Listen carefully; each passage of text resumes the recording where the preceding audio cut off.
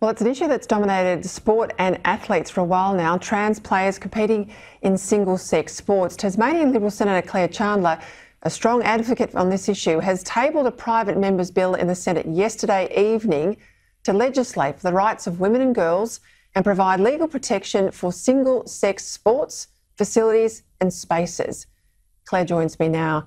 Thank you for your time, Senator. This has been a bill you've been working on very hard, and you want to see some common sense protections. I congratulate you on getting it into the Parliament. Give us some examples of what you want legislated. Thanks so much for having me on again, Peter, to talk about this incredibly important issue. What I want to see and what my bill will seek to do is ensure that local sporting clubs and administrators and volunteers can't have legal action taken against them if they choose to offer single-sex women's sport. We are unfortunately in a position where currently under the Sex Discrimination Act there is significant ambiguity around the ability of sporting clubs to be able to do that. So all my bill will be doing is ensuring that we have clarity in the law and that sporting clubs know that they can operate single-sex sport for women without having the fear of legal action against them for doing so.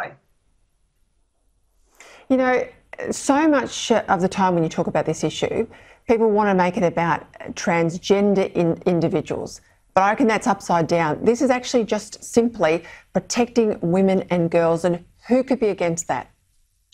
Absolutely, Peter, and I have always said that this is a women's rights issue, and the question that everyone should be asking themselves when they're thinking about this issue and when they're thinking about whether or not they're going to support my bill is, do you agree that Australian women and girls have the right to single-sex sport? And I think most common sense Australians would answer yes to that very simple question.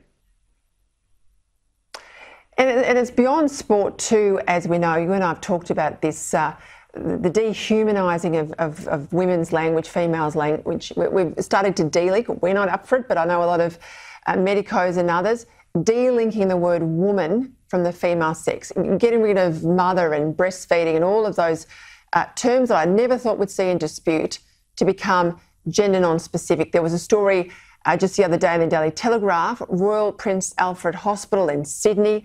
They want to rename a standalone mother and baby mental health unit into a parent and baby mental health unit. Now, it was set up for maternal, postnatal depression and all the other issues women face after they've given birth. You seem to be the only one in the government that I talk to about these issues. Is this top of mind for anybody else, Claire? Oh, look, it's just madness, isn't it, Peter? And I will point out that one of the other things that my bill will seek to do is reinsert the definition of man and woman into the Sex Discrimination Act, because you and I have spoken about this before. Some of the stuff that is coming out of our bureaucracy and from the broader media and our institutions is just crazy. So we need to have these definitions in the Sex Discrimination Act to try and correct back to a far more common sense position. And I think that many of my colleagues would agree with that.